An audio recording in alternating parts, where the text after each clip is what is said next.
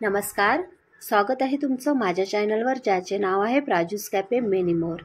तर आज आपण बनवणार आहोत उपवासाला लागणारी कांदा लसूण न वापरता चण्याची भाजी।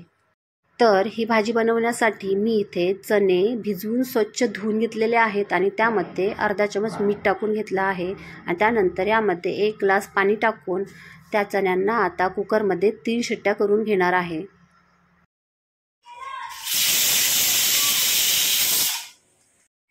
आता या भाजीसाठी मी इथे खोबरं, टोमॅटो, अद्रक, कोथिंबीर आणि हे काही खडे मसाले घेतलेले आहेत। आता इथे मी टोमॅटो, अद्रक, कोथिंबीर आणि खोबरं हे सर्व चिरून घेतलेलं आहे। आता आपल्याला भाजीसाठी लागणारा मसाला भाजून घ्यायचा आहे। त्यासाठी सर्वप्रथम मी तव्यामध्ये तेल गरम करून घेतलं आहे आणि त्यामध्ये अद्रक आणि खोबरं हे भाजून घेणार आहे।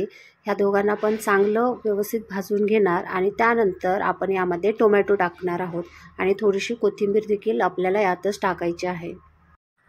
हे सर्व आता छान भाजून झालेलं आहे। आता आपण याला एका मिक्सरच्या भांड्यामध्ये ट्रान्सफर करून घेणार आहोत आणि त्यामध्ये आपल्याला टाकायचा आहे 1 चमच गरम मसाला आणि हे आपण मिक्सरमध्ये फिरवून घ्यायचं आहे। तसेच आता इथे मी फोडणीसाठी कढईमध्ये तेल गरम करून घेतलं आहे आणि त्यामध्ये जिरा आणि मोहरी टाकून घेतली आहे। तसेच खडा मसालाही मी इथे फोडणीमध्ये टाकलेला आहे आणि आता लाल तिखट आणि हळद यामध्ये टाकून घ्यायचे आहे आणि त्यानंतर जे आपण वाटण केलेलं आहे तेही आता आपल्याला फोडणीमध्ये टाकून घ्यायचं आहे।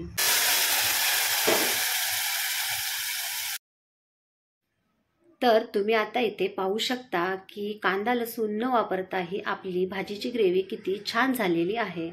आता यामध्ये आपण थोडेसे चणे क्रश करून टाकणार आहोत आणि बाकीचे चणे जे आहेत ते आपण अख्खे यामध्ये टाकून घेणार आहोत आणि ह्या ग्रेव्हीला आता आपण छान उकळी येऊ देणार आहे। ही भाजी आता तयार होत आलेली आहे। तोपर्यंत आपण इथे खोबरं किसून घेणार आहोत। इथे आता भाजीमध्ये टाकण्यासाठी कोथिंबीर आणि खोबरं रेडी झालेलं आहे। आता भाजी ही आपली शिजत आलेली आहे। आता ही भाजी शिजल्यावर आपण त्यामध्ये वरून कोथिंबीर आणि ओलं खोबरं टाकून घेणार आहोत। आता याला चांगलं मिक्स करून घ्यायचं आहे आणि आता ही भाजी आपली सर्व करण्यासाठी रेडी झालेली आहे। आता आपण एका प्लेटमध्ये ह्या भाजीला सर्व करणार आहोत। तर आजची माझी रेसिपी तुम्हाला कशी वाटली हे नक्की सांगा आणि जर माझ्या चॅनलला सबस्क्राईब केलेलं नसेल तर ते सबस्क्राईबही नक्की करा।